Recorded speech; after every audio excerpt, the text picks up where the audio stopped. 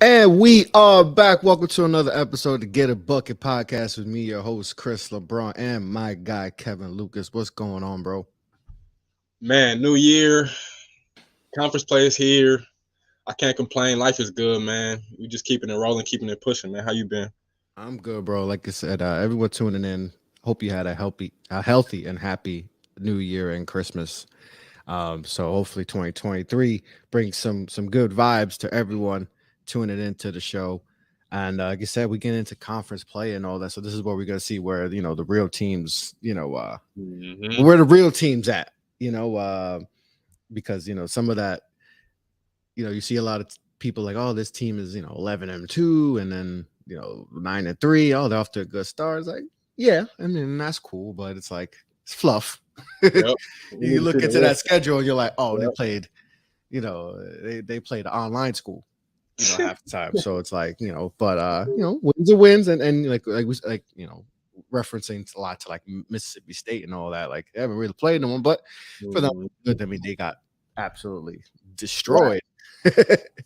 they got waxed by Tennessee, but uh, uh, we'll dive into more of that later. But I want to get into to UConn because they went down.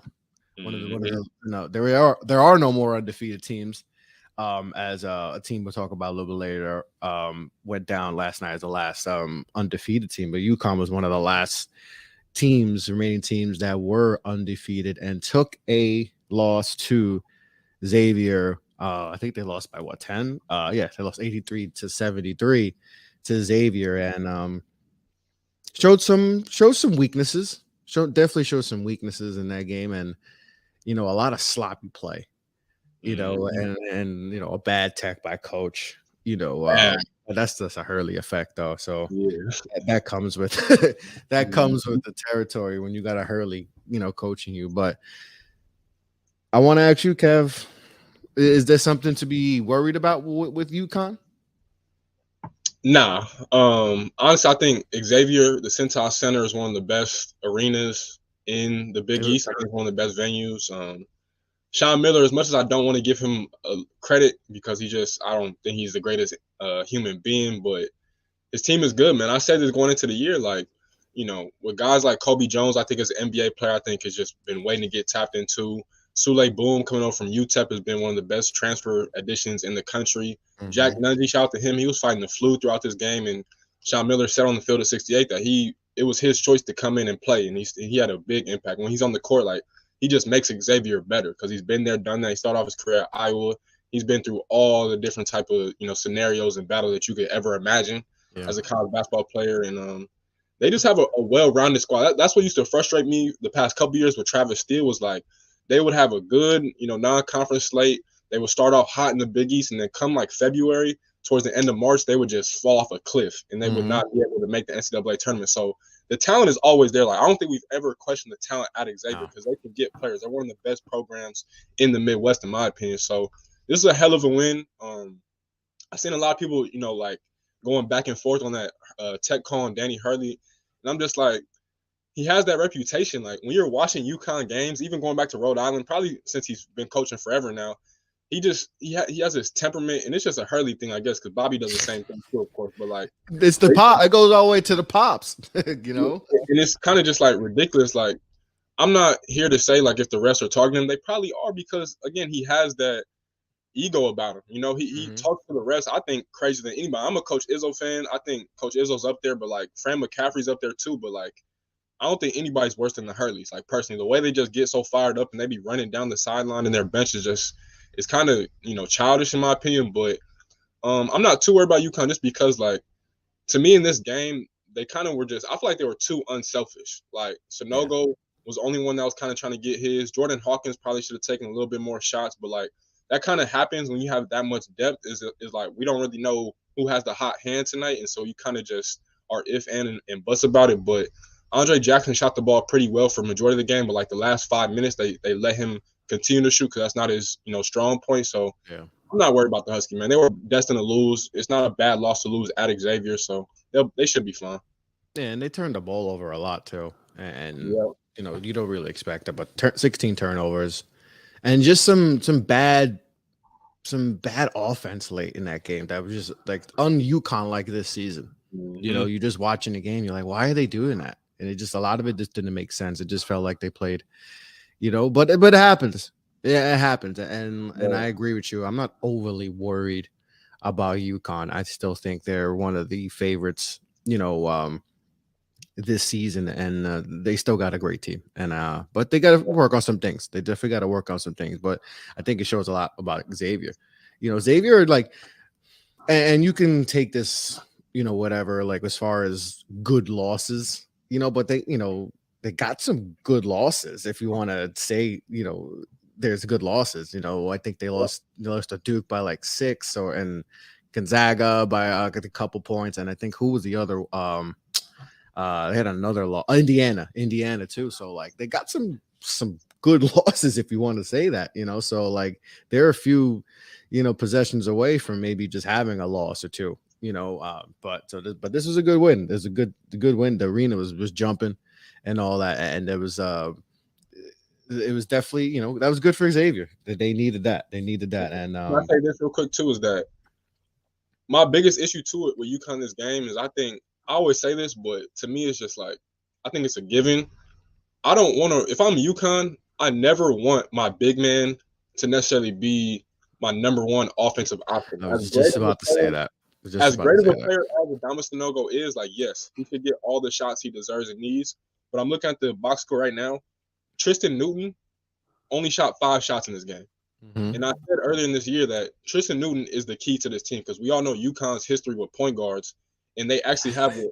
And this is the first UConn point guard. No offense to RJ Cole, because RJ Cole was cold last year too. Yeah. But Tristan Newton is a hell of a player. He's a 6'5" point guard, and he's been playing amazing for them. And that's what I mean when it comes to depth is like you can't afford for him to only put up 5 shots. Like I just can't. No. I think that was an issue too. And I'm glad you brought up the big thing because it wasn't something I was going to bring up, but I guess I'm going to bring it up right now since we're talking about big because we kind of seen like a resurgence of bigs. You know, obviously a lot of guys, you know, seniors and all that. You know, you got Zach Edey and others. You know, Trace Jackson and Indiana, if you want to call him a center and all that. But Drew Timme. But as we've seen with a lot of these teams too that have experienced, they, you know, they haven't had success. Do you think that's a, you know, for UConn and other teams who have a big that, you know, that needs to be able to be fed in order for the offense to go? Do you think that's a, you know, a recipe for success, you know, to, you know, maybe eventually win a champion? We haven't seen that a lot, you know, with teams, you know, I remember the Duke team, you know, that won the national championship, you know, with Jaleel, you know, but that team was kind of different, you know, had some guys that could score and all that. But do you think when the team has so dependent on their big to maybe score, and then UConn's not essentially that, but just saying teams like that, do you think I wonder why coaches try to emphasize that so much, you know, inside out, you know, and especially in college. And the bigger thing with that is that ties directly into the reason why the Big Ten has not won a national championship in 20 years is because we love these big men. And it's nothing against Zach Edey, Trace Jackson Davis, Hunter Dickinson, Big Cliff at Rutgers, who we'll talk about in a minute. Like Luka Garza, you know. Exactly. I said it, like, you can't have these bigs that are elite on the offensive end, but they're kind of slow-footed on the other end. And so they have a hard time moving their feet. And I think I mentioned a couple episodes ago, like, what is Zach Edey supposed to do when Marcus Sasser's coming at him? What is Zach Edey supposed to do? What is Hunter Dickinson supposed to do when Jamal Shedd is coming at him, or any other big-time guard you can think of? Like, it's just it's a mismatch. And so that's why it's just like it kind of gets frustrating because I want the Big Ten to do good. And even where UConn, it's like last year, Sanogo was clearly their best player. You know, and I was just like, that's, to me, seeing a UConn team with their best player being a big is kind of just like, and they've had it before. Like, it's not any regular. Yeah, like with Emeka, right? When they had Emeka before. You know, so like, I just think personally at a school like UConn, your brand is always going to be based off your guards.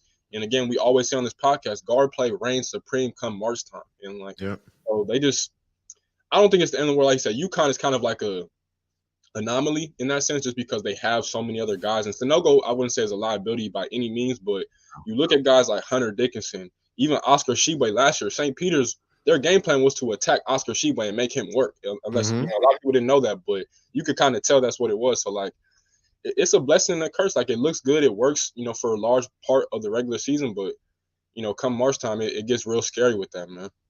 Yeah, no, for sure. Like I said, UConn may be, an outlier, but for a lot of teams, like I said, Michigan, and we saw it last year with Purdue and Illinois and all that. And I think that's probably why maybe people are a little bit higher on Illinois this year, maybe with the national championship aspirations than they were last year, because, you can see a guy like Coleman Hawkins who can move as a big, and that's probably, a better fit, even though, so that's always been interesting, with the college, how, what's going inside out, where the game is, we talk about it.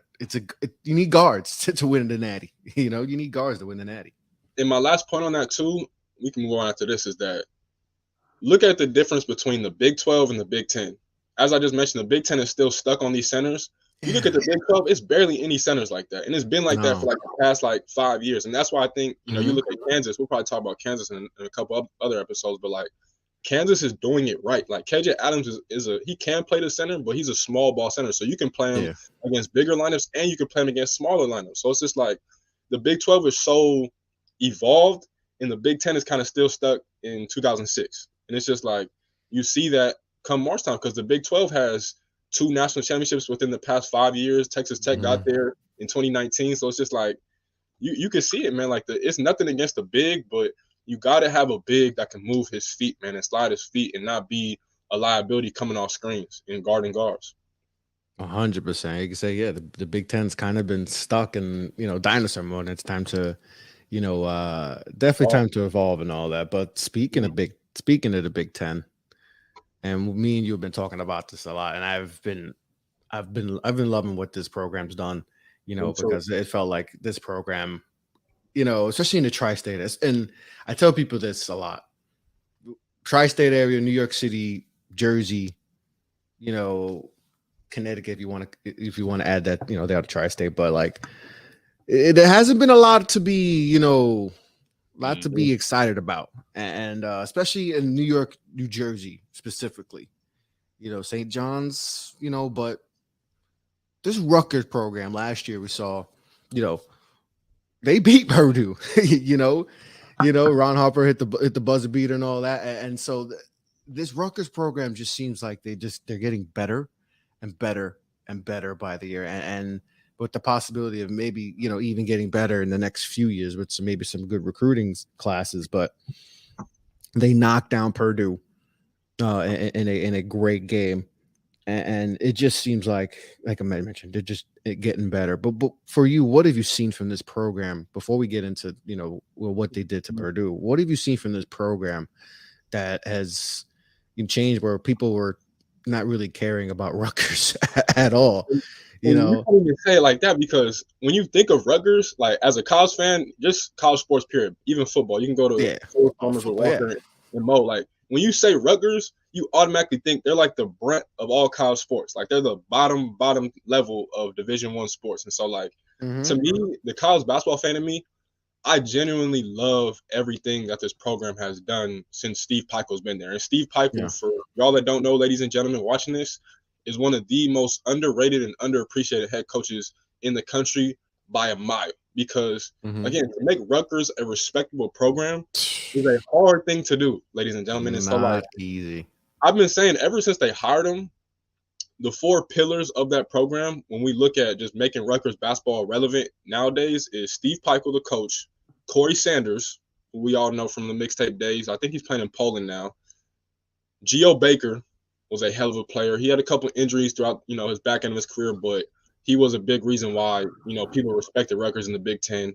And of course, Ron Harper Jr. Like, those 4 guys deserve a ton of credit for making Rutgers a relevant basketball program. And so to see where they're at now, where when you play Rutgers, you don't just think, oh, like, we're about to just run through them, it's going to be a walk in the park. Like, no, they're one of the, year in and year out, they're one of the most physically defensive teams, not even just in the Big Ten, but in the country. In the country, you look at all the defensive metrics, and they're top 10 in a lot of major, in that top echelon of teams, defensively. They're just stout on that end.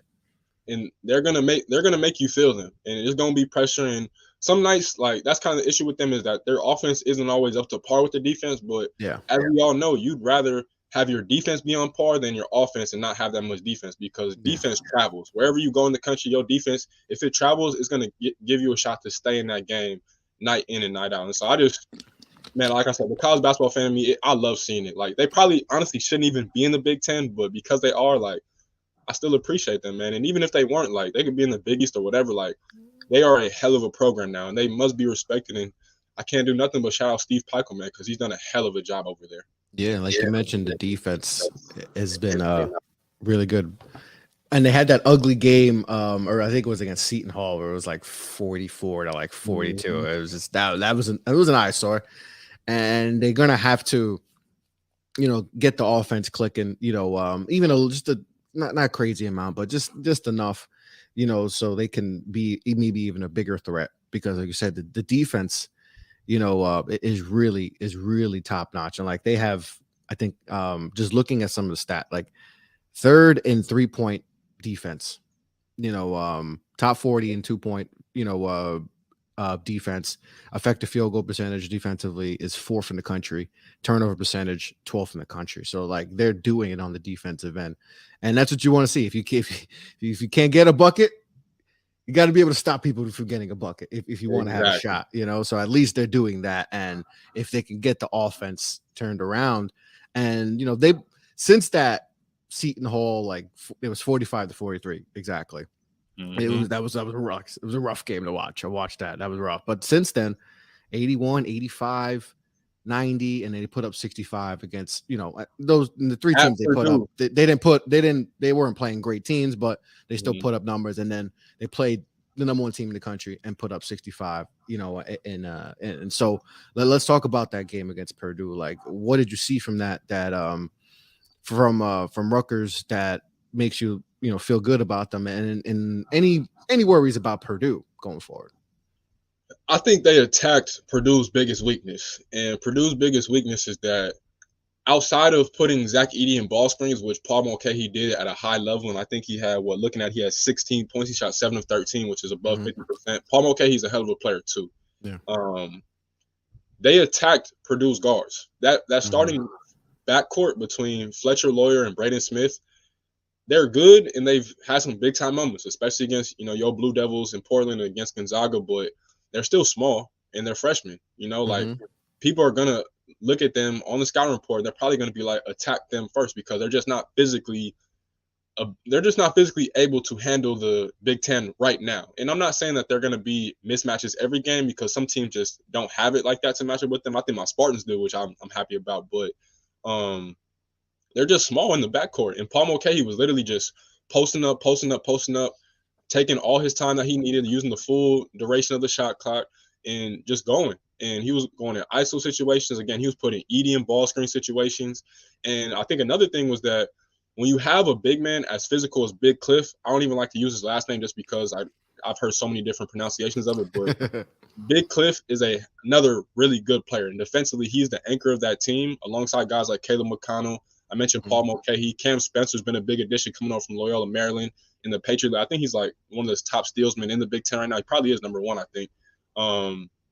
But Big Cliff put a lot of pressure on Zach Edey, and Zach Edey's not usually used to dealing with that type of physicality, because, again, you have other bigs in the Big Ten, of course, but like Big Cliff, he presents a different type of challenge because he's not afraid to go at you, like at all. And he doesn't have the skill offensively that guys like Edey have and Trace Jackson Davis and Hunter have. But defensively, he's going to be right there every time. And he's probably the best lob threat in the Big Ten, too, because you can throw it up anywhere.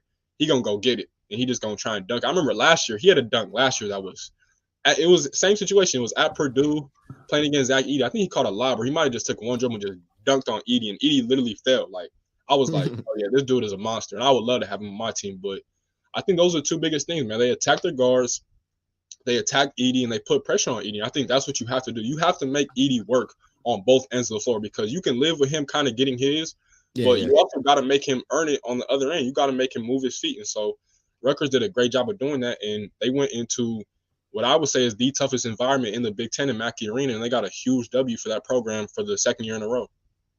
Yeah, back-to-back years beating a really good Purdue team, and ranked number one too. Like, so that shows a lot how far this program is come. And like you said, just to make Zach Edey work, like he gonna get his, like, and that's like in anything, any situation, right? You their best player, and then you said, all right, if they get theirs, they get this, but we gotta make them work for it. Like if they're gonna get 20, well, let's make sure it's they're shooting 30% on that 20. Let's not let them get to their spots. And it seems like Rutgers has the philosophy, to make guys work. Like we mentioned, we went through all the defensive stats then and how high they are, ranked and they're defending the three at a high rate and all that. And, that's just a good recipe for them going forward. Like I said, they still got to get the offense going. And like I said, they have been better the last 4 games. So the offense seems since that Seton Hall game, the offense has been better. So you match that with the high intensity defense. This Rutgers team, man. Like you said, it's just good to see programs that have usually been down for a while just get up and especially like I said, being in the New York, New Jersey area where we don't have a lot to be rooting for, so to have Rutgers to be like, okay, I'm watching Rutgers, like, finally, like we know about Rutgers, but it's like there's been nothing to root for. Last time Rutgers was relevant in anything sports was like 2006 when they had that, they were like number 2 in the country for a little bit, and they had that run where like those Big East, that was a weird year. First of all, like those Big East football was like they had like 5 teams ranked top 10 and then they all faded late. But not a lot to be excited about at Rutgers, but the last few years, except Ron Harper definitely got them, got some people noticing them, and then when he hit the game winner last year against Purdue, it was like, oh, okay, all right, Rutgers basketball, like, okay, all right, and I'm excited because, like I said, it gets the tri-state area going, and it feels like tri-state area basketball is definitely, we got Seton Hall, St. John's, so good things happen, and like I said, Rutgers great win over Purdue, back-to-back years too. Back-to-back years.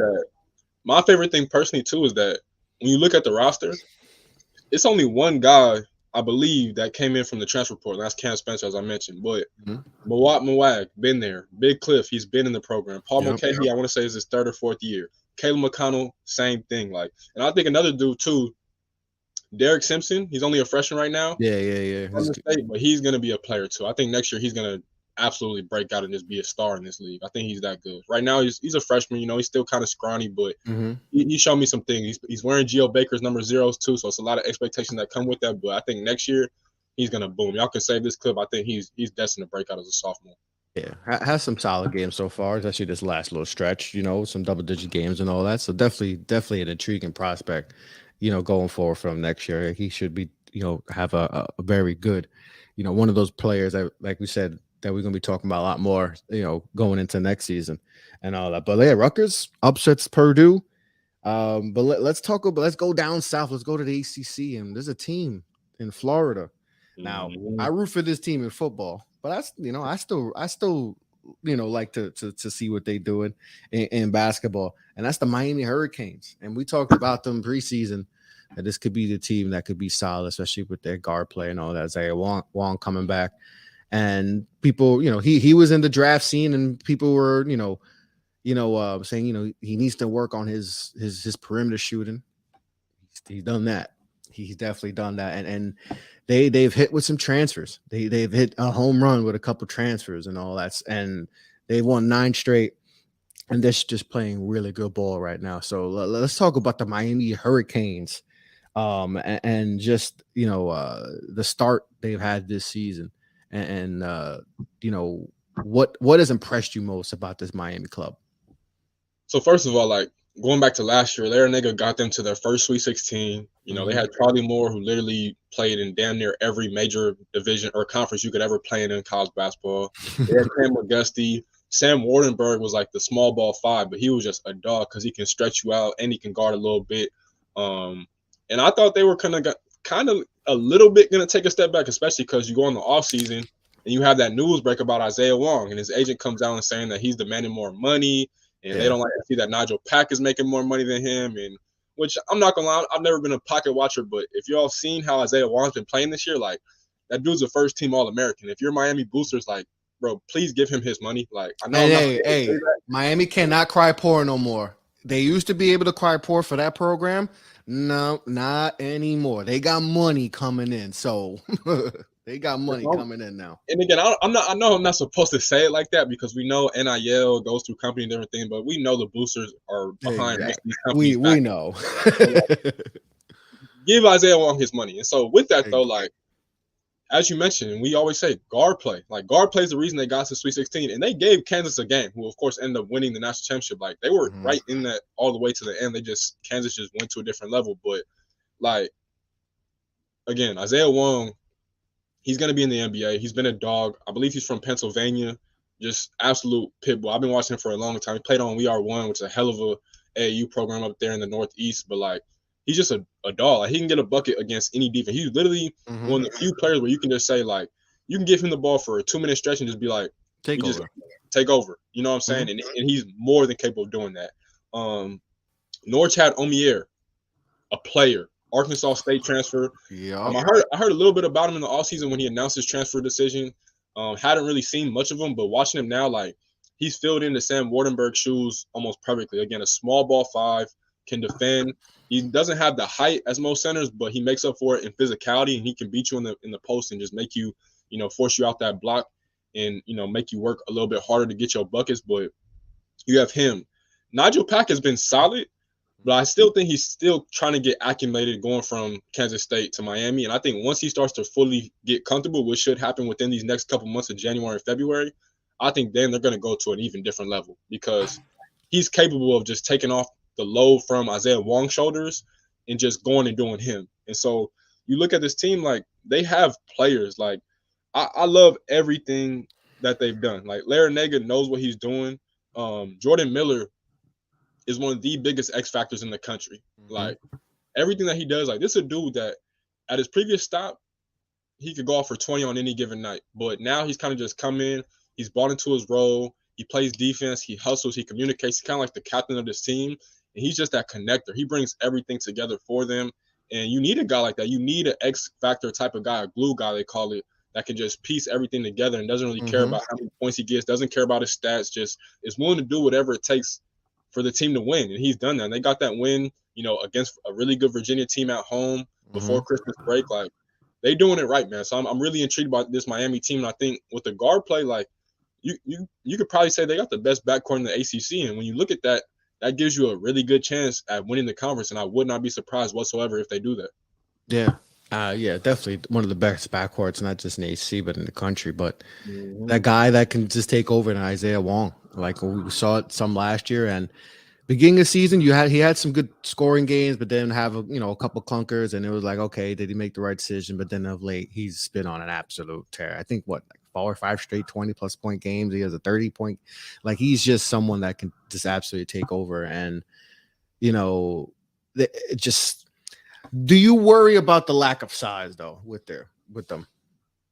Not really. I'm more worried about the lack of depth because they only really play like 4 guys off the bench. But even then, it's not like they're getting heavy minutes. Like they're maybe playing 10 minutes at the most. So it's like, Harlan Beverly, plays like around 11. AJ Casey, same thing. Those are still younger guys. Like, yeah. The only real guy they play off the bench is Bensley Joseph, who's a hell of a player too, by the way.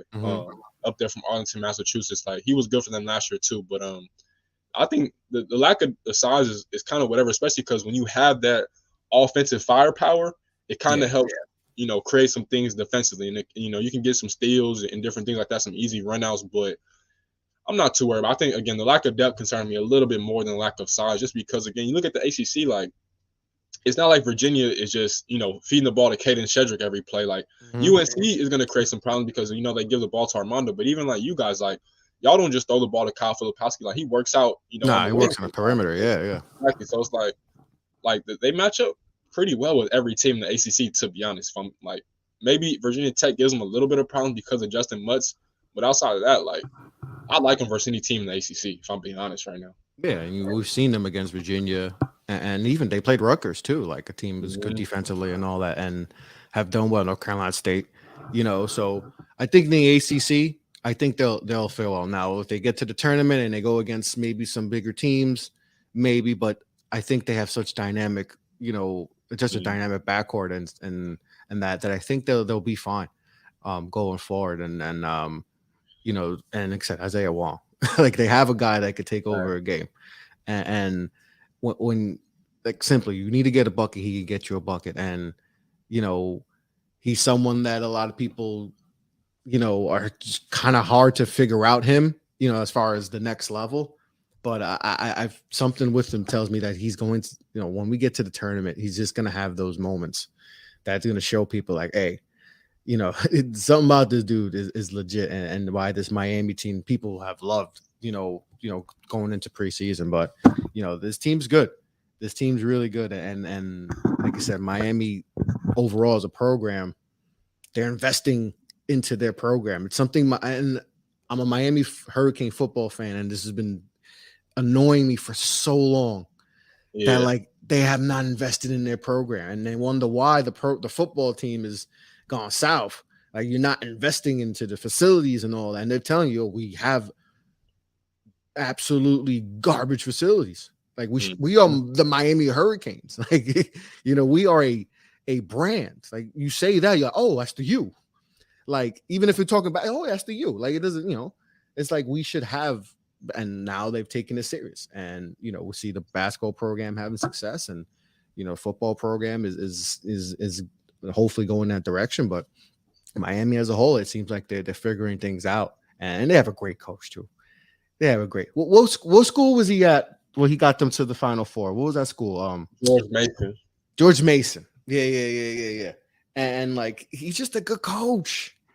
There, He nigga. just Yep. he's just been a good coach for a long time, and I trust him. I don't know. He's just like, I just trust him, and I think we're gonna see good things from Miami, this year. They just got a great core, and like I said, not too worried about the size and all that. Say maybe they get some, need some more depth and all that, but they got a hell of a starting lineup right there. So good things. All right, let's go into a little buy or sell, Kev. But first, before we go out, make sure you guys head on over to our partners at SeatGeek.com. SeatGeek is the official sponsor of the Off the Ball Network and the Get a Bucket podcast. Make sure you go on over to SeatGeek.com, hit the promo code Off the Ball Network, all caps, and you get $20 off your first purchase. So if you want to go college basketball season here, you want to go to the national championship, college football, you want to go see, NBA action, whatever. You want to take your girl out, go see play, whatever. Go use the promo code Off the Ball Network, all caps, and get $20 off your first purchase. That is Off the Ball Network, all caps. SeatGeek, your number one place for all your ticket needs. Kev, let's play a little buy or sell. So I'm going to give you a few teams. I'm going to say we buying or we selling. It's just that simple. Do it. Let's do it. And a team that coach that maybe was on the hot seat. No, he was on the hot seat. Let's not even say maybe. He was on the hot seat and started off kind of poor, but they have played really good basketball late, and that is Pitt. Are we buying or are we selling the Pitt Panthers? I think I'm buying them, man. As crazy as it sounds, like you said, Capel was this close to getting fired. Like he was Like that. Now maybe even close. Like it was like hot as hot. Because you heard it. Yeah. We heard it in the offseason. Like there was even rumblings and maybe he's gone in the offseason. But that one in, I think it started 1-3 or 1-4, and they got railroaded in those games too. Like it was like, oh, it might end earlier than we think. And like you said, his seat was on Inferno, but they've picked up some quality wins. They beat North Carolina. They beat Virginia last night, which was a really good game, by the way, if I missed that. But I like this team, man. Jamarius Burton is a player. Grad transfer. Originally was at Wichita State, played a little bit at Texas Tech, but he's a dog. He's originally from Charlotte, so he's going to take it very personal versus the North Carolina schools between, of course, UNC, Duke, and NC State, and, of course, Wake Forest. But Elliot Marshall, Greg Elliott, excuse me, came over from Marquette, another guy, been solid, can knock down shots, was kind of looking for a home, but, He's found one originally from Detroit. John Hughley is another one. The fourth. This dude was a big-time recruit coming out of Cleveland, and I thought he was going to end up at a few different places. And honestly, this dude is probably one of Capel's biggest recruiting wins at Pittsburgh because, again, he was good enough to go to a few different schools. 6'9", power forward, but can stretch you out and do a little bit of everything. So, like, I think the reason I'm not only buying them is not really just because they're actually kind of solid, but it's more so, too, that, as we kind of mentioned, I don't think the ACC is as bad as we once said a few weeks ago, but that middle of the pack is kind of like it's anybody's to be had. Like it's it's a couple tournament worthy spots that the middle of the pack teams could just take and run with. Because you look at North Carolina, Duke, Virginia Tech, Miami. I think that's probably like the top 5, and then right after that, like you got a couple bids right there. I think Pitt is more than worthy and more than qualified to take that. Like of course, Wake Forest is solid, but it's a couple other teams, but I think Pitt is right in that mix, man. And Jeff Capel, he makes a tournament this year after everything that happened, especially with that Dior Johnson situation. Exactly. I think that they ain't going to have no choice but to extend them. So we'll see. But I think for now, I will say I'm buying the Pittsburgh Panthers, man. And prayers for DeMar Hamlin, too. But, I'm rocking with Pitt, man. I think they got something this year for sure. Yeah. That was an emotional game yesterday for them. That was an emotional game for them for sure. And to get that win over a good Virginia team was good. And like I said, Jeff Capel got this team going. Like you said, with the Dior stuff that happened early in the season, and it just, like I said, the tough start to the season, it was like, oh my God, he might not last. And there was insiders saying like they don't know if he gonna make it, to conference play. And like I said, 4-0 start, their best start I think ever in ACC play, Pitt, I believe. So like, good things happening, like I said, and the ACC is wide open. It's wide open this year. So like, we thought Pitt was left for dead, and they might be in this thing. They might be in this thing to the end. So we're buying Pitt. All right, another team with another great story. K-State, Kansas State. Good time to be at Kansas State right now. The football program and all that is they won the Big 12 and all that, but K-State only one loss so far this season. Kev, are we buying or selling K-State? 1,000% buying. Like for those of y'all that don't know, Jerome Tang is here, and he's been here. He's been an assistant at Baylor for like almost 20 years. He finally decided to leave. He thought Kansas State was a perfect opportunity.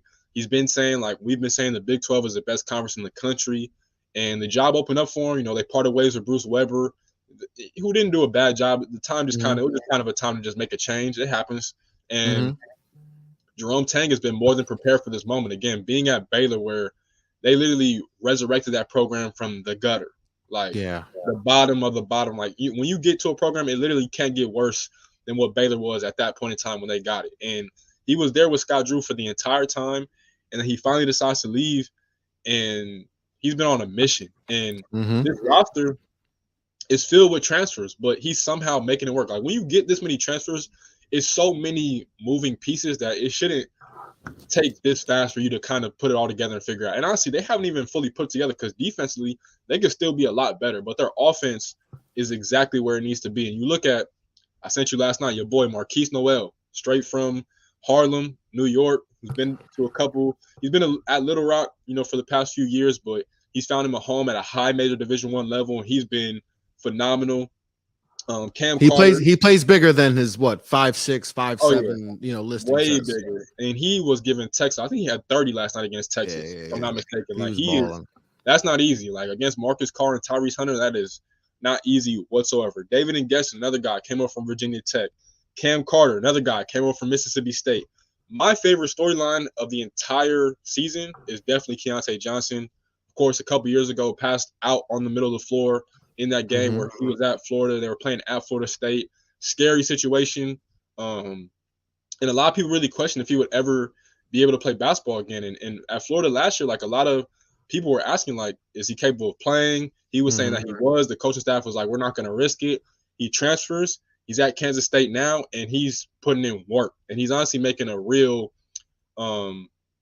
case to be like a first-team all Big 12 type player. Like he's playing at this point. Yeah, I mean he's on a scoring like streak. Like he's just absolutely been killing it of late. The whole season, essentially, not even just late. Like he's been pretty efficient throughout the whole year from beyond the arc. I think he's shooting 40% from three. Like he has been really, really good all season, and which is good. It's like you mentioned,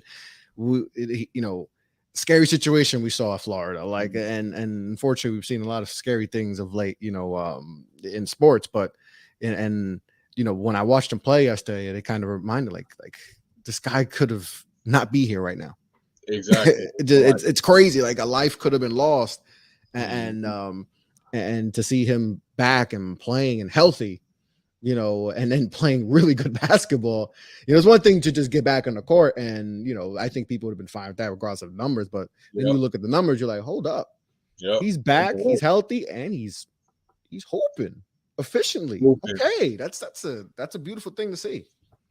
And then again, like I said, that's one of my favorite storylines of the year. And then two more names: Desi Seals began his career, I believe, at Arkansas State, then went to Arkansas for a little bit, went back to Arkansas State, and now he's at Kansas State. Him and Marquise, they form a very small backcourt, but offensively they are dangerous. And I mean dangerous. And then another guy from Harlem, Naquan Tomlin, who's arguably been their best player. Keontae's been great. Again, Marquise Noel's been great, but this dude right here, I believe was at a JUCO in Florida. JUCO, yeah. And man, dog, I don't know what happened. I don't know if it was grades, whatever the case may be, but I'm glad that he's at the Division I level because he is making the absolute most of it. And he's only a junior too, so he can come back next year. He'll probably come back the year after that because of the COVID year. But he gets the COVID year. He's been phenomenal. And another guy that is going to probably be on an all Big 12 team. Probably not first, but he should definitely be up there. So, I like this Wildcats team. I said on my podcast, going into the season, bro, I'm buying Kansas State. I'm buying Kansas State, Missouri, and Seton Hall. Two of those have been amazing so far. Seton Hall is trying to figure it out. But outside that, Kansas State, man, Jerome Tang. And the thing is, the main thing, too, is the coaching staff he has assembled is one of the best coaching staffs in the country. I'm going to read you guys the names right now. Ulrich Malagai. He's one of the premier assistant coaches in the country. He was at Texas a couple years ago, decided to leave Chris Beard and come join Coach Tang. Rodney Perry. For those of you guys that know the AAU scene, the EYBL scene, MoKan Elite, I call them, they're the Spurs of the EYBL. They're fundamentally sound. They do everything right. Rodney Perry left MoKan, and he's now there. Coach Bourne, Marco Bourne, he's the chief of staff. Jareem Dowling, another guy, hell of a coach. And they just, they have almost everything that you want, man. A full black staff, too. As a black kid, let's be honest, the game is dominated by black kids. Why wouldn't you want to go there? So, nope. I love what Kansas State do. I'm buying them. I know I just ran it right there, but we got to give them their credit eventually. And they've done a hell of a job up until this point.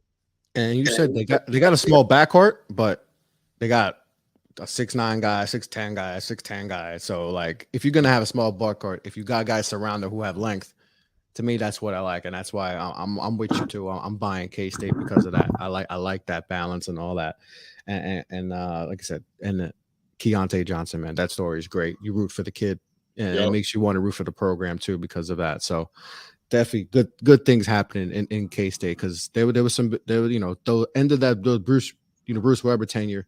Well, didn't great. They had some bad years there, so for them to get back and great win versus Texas. Last night, and they had a good win versus West Virginia, before the new year. So good things happen in K-State. Good things happen in K-State. All right, let's go to 3. And a team that I really like because they could shoot that thing. They could shoot that thing. And we know how that works once we get to tournament time. That's Utah State. Utah State. Kev, buy or sell Utah State. This one's tough. I'm not gonna lie. I want to say buy, but I'm gonna sell because the reason I'm gonna sell is because they're playing in the Mountain West, and that's a tough conference this year. You look at New Mexico, who's having success. They finally took their first loss last night at Fresno State. UNLV, shout out to my UNLV running Rebels, and my guy EJ Harker's been doing his thing. They've been kind of up and down starting conference play, but they're solid. San Jose State, which I never in a million years would ever think that I would give credit to San Jose State because they don't even care about their athletic programs. No. Tim Miles getting fired from Nebraska, which I thought was wrong, by the way. Regardless, though, him at San Jose State is a monster, and they're forming something there. They're not all that great this year, but they're going to be competitive night in and night out, and they're going to be in every single game. You look at Boise State, another really good team. Marcus Shaver's back. They've done a hell of a job with that program over there too. So like, I do like this Utah State team, and they've done a pretty good job when it comes to acquiring talent. I look at them like they got a ton of experience on this roster, no doubt about it in my mind. Ryan Odom is a hell of a coach. He was the coach at UMBC when they beat Virginia. That one year as a 16 seed, beating the number 1 seed, which I think was the first time ever. First time ever. Number 1 overall seed too. Yeah, and so again, I look at this team like the shooting is there. You're right, the experience is there. I look at the rest of the Mountain West, and it just kind of concerns me. I'm not gonna lie. So I'm gonna sell Utah State for now. No, I could definitely see that, but like I said, I just love that they could shoot it. They could just shoot it, and I think that travel. But I could see why you could sell, because like I said, the Mountain West is pretty solid this year. They got some dogs up there. I didn't even mention San Diego State. I don't think. Yeah, San Diego State. We forgot about them. They've kind of been the darling of the conference and all that, and we kind of forgot about them. But it is a deep conference this year. A lot of good teams, but I just love that they could shoot, and I think that travels. Once we get to tournament time and all that, but. I can see why people would sell on them, but I love the shooting. the shooting. So let's go with the team that you kind of mentioned with the last not buy or sell, and that's New Mexico. Buying or selling them, Kev? I'm buying the Lobos, man. Richard Pitino, Rick's son, excuse me, has done a really good job with that program.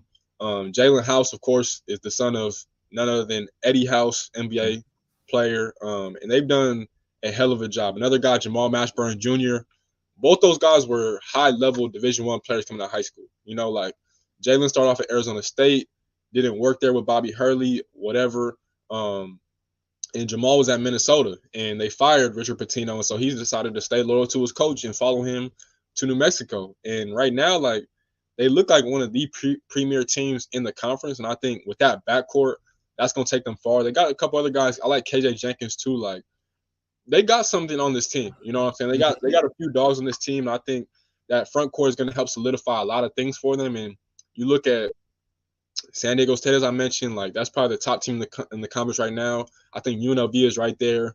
Wyoming's been a disappointment this year, which I did not expect whatsoever. But we'll see how they fare. But I'm buying the Lobos, man. I really am. And it's weird because both New Mexico and New Mexico State, like, they're two of the best mid-major programs in the country. Like, because it's like it's technically the West Coast still a little bit, but the talent around there is abundant. And obviously it's not going to come from New Mexico because we don't even know if people play basketball in New Mexico correctly. But I think I saw a documentary that it's on Netflix, and not that these are like D1 guys, but they did like a documentary, I think, in like New Mexico. I could be there, but it's a documentary on Netflix about high school, but they weren't D1 level talent. So I don't think there's a lot of they're not fishing in New Mexico for D1 talent there.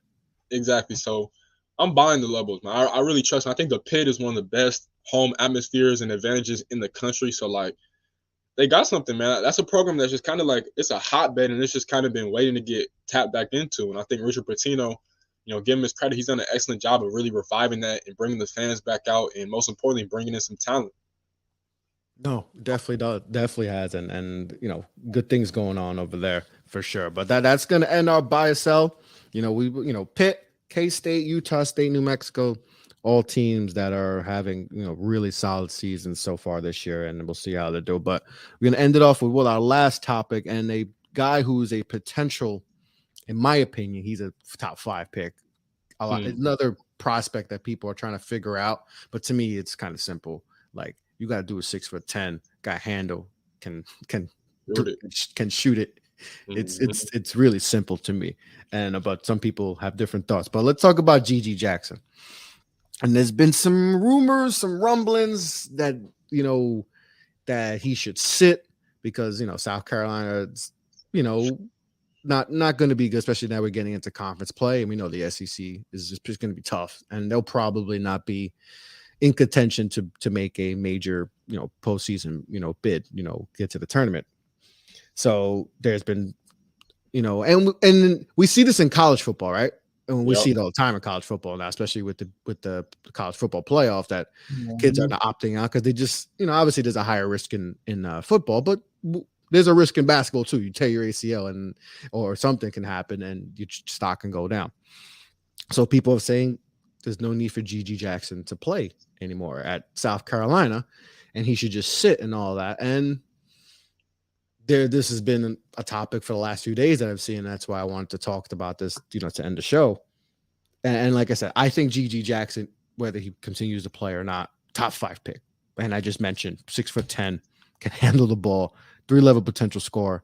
Like, I'm not going to say he's KD, but my goodness, that's very KD-like. I'm just saying. And the fact that no one sees top 5 in him, I think is wild. And I think people are just focusing too much on, efficiency and assists to turnover. But I'm like, he ain't playing with guys that are going to be playing it than a lot of, next level players. So give me your thoughts on this, because I'll give you mine before I let you. If he does decide to opt out, I can understand. If it's because he wants to protect his future, but I don't see no harm in him playing. I think that could actually help him too. In his case, to just play and be like, I just want to hoop.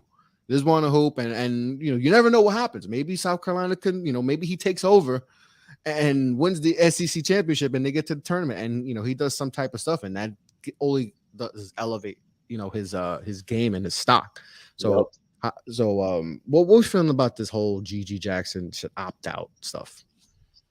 It's actually funny because I didn't hear nothing about this literally until you sent me something on it. Yeah. And then right after that, I literally just heard more and more about it. And I'm just like, what the hell is going on? And so me personally, I'm saying, forget all that, bro. Even if your team sucks, which they do, no offense to Lamont Butler in that program, or Lamont Paris in that program, excuse me. Yeah. But,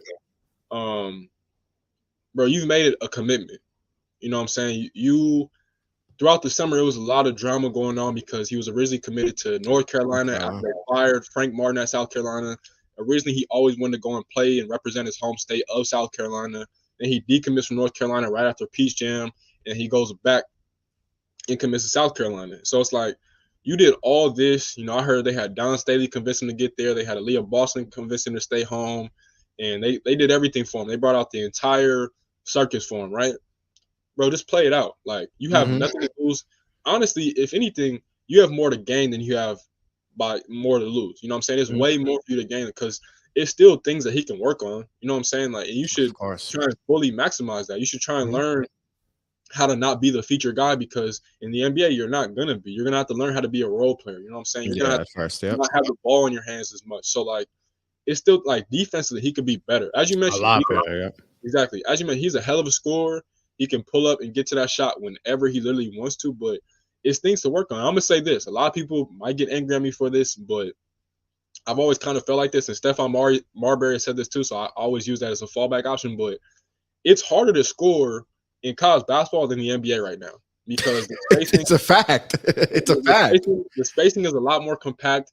It's defensive three in the key, so a center can literally just chill in the paint all day long. His own defense and all that. Like, exactly. Like in the NBA, the quality of defensive individual players is better. Obviously, it's more talented, but when it just comes to being able to get through that spacing, like, it's hard. And so you need to try and nitpick and see how you can start to break down defenses and get to your spots more easy. And so I'm here to say, bro, just play out the rest of the season, even if, like, obviously they're probably going to miss the NCAA tournament, but, like, bro, when y'all get to the SEC tournament, try and make the most of that. You know what I'm saying? This is a 1-year deal. You're never, ever going to suit up for South Carolina ever again. And you clearly have pride in your home state. You clearly want to give your home state some love. And, South Carolina's had some talented players come out of there recently, like, obviously, Ja Morant, Zion Williamson, alongside others. But, like, you clearly – I feel like – I don't want to say it like that. I was going to say, like, I feel like he wanted to be there more than they probably wanted him. But I think it's probably mutual. But, again, like, bro, you made your commitment, bro. Just play out the rest of the season. Your full advantage. Again, you're never, ever going to be able to put on that Gamecocks uniform ever again. So just make the most of it. Have fun, bro. Enjoy the little time left you have of being a college student and technically a kid, bro, before you get to that and things change. 100%. And he's still, he just turned 18, right? So, like, he's super young. And I think he made the right decision in going to, to South Carolina rather than going, because at North Carolina, he may be stuck on the bench and playing limited minutes right now. and that hurts your stock even more than, being just the big, being the guy with, you're not playing with a bunch of other, a lot of talent around you. And I think teams are going to see that more than you just being on the bench at even if it's North Carolina, so I think he made the right move there. And like I said, you can still do something and make some noise in the SEC tournament and all that, and surprise them. You never know. Maybe they surprise him, in the conference play and do some things. But and like I say, still needs to work on some things, especially on the defensive side of the ball and all that, and especially as a playmaker too. Like, yeah, you're not playing with guys who are probably pro level players, but you can still work on that. Because the scouts are going to see that. Okay, we know you're not playing with pro level players, but we've seen that you're making the right passes, you're making the right reads and all that. So I think it would be, beneficial if he does stay and play it out. And I think there's just less questions that are going to be, you have to answer, especially when you get to the combine. Because remember Jalen with Jalen Johnson at Duke. Like, even though that was a completely different situation because you had COVID and all that, he left the program, and that was unprecedented. Like, you don't see that a lot in college basketball. And well, what do we hear? Like, his commitment, when things get rough, he's not into it. You don't want to have to deal with that aspect too, because you're going to have to deal with it. Even if it is for, to protect yourself, you're going to hear, that's all you're going to hear when you get the Chicago Combine. That's all you're going to hear. Oh, well, why'd you leave the program? Although, are you a team player? Or when things get bad, are you just going to quit? Those are things you're not going to have to hear if you just play it out. And yes, there is the risk of injury, but guess what? When you practice, you risk. Are we going to say like, well, why did he practice? Well, we can't live in that world where we're just going to be like, I understand this. He has a financial gain and all that, but I think you should ride it out. And like I said, you never know what happens. And I think that actually benefit him. And his skill's not going away. We know what he can do. And like you said, college basketball, and we see this with a lot of kids coming out, and you see like why did we saw what he could do in high school, and then in college you don't see it, and like we see at the pros, you're like, oh, okay, that's who he really is. And I think that's not going away. His ability to be 6'10" with handles and get to his spots is not going away. Anyway. It's not going away. That's not going away. So I think he should ride it out and just see what happens. But he's made some good decisions so far. I think him going to South Carolina or North Carolina was a good move. It may have not, as far as a blue blood sense, but it's not always about going to the blue bloods. It's about where it's the best fit. And if he had gone to Carolina, I think he'd be lost on the shuffle right now. And, that would hurt his stock even more. But I think he made the right move. And I think he will make the right move. I think he'll play it out. I think he'll play it out and all that. And I think, he'll finish the season, play good ball, and he'll be a top 5 pick because he's going to make the team very happy because he's super skilled. And he's not even supposed to be in college right now. So he ain't even supposed to be in college right now. He's supposed to be in high school. Like this kid is, I don't care what anyone, this kid is special. Like, if there wasn't a guy named Victor Wembanyama I would even be mad if a team said, yo, we make him the top pick. Like, I know you got the Thompson twins out OT, but I'm more confident in his shooting than I am with the Thompson twins, and even though they're physical freaks and all that, but the shooting is and he could do that at a high clip too. So, and the handle and all that, like it just, I saw a mock. Sometimes I get mad at mocks. I saw a mock and they had him like 17th, and they had the Knicks passing him up twice. I was like, first of all, oh man. When I do the draft show, if I get invited back to do the draft show in New York for Knicks Fan TV, if they do that, I might stop being a fan. You got to riot. I got to riot. I'm gonna riot. Yeah. Because if they do that, I'm like, what? Now I just hope that he doesn't get to that point, because they would do something like that. So maybe that was the person's thinking, like the Knicks will mess it up and they'll pass on him, and then he'll become Donovan Mitchell and drop 71 points. God, that pissed me off so much. But it's like his bag is too real to not be a top 5 pick. So I think he'll make the right decision and all that. And eventually I think he'll stay. And but he's a talented kid, and he made the right decision going to South Carolina from North Carolina, and I think he'll make the right decision staying. And I'm not gonna hurt his stock, and he'll eventually be a top 5 pick. But yeah, I saw that, and I said I had to get your thoughts on that because it's kind of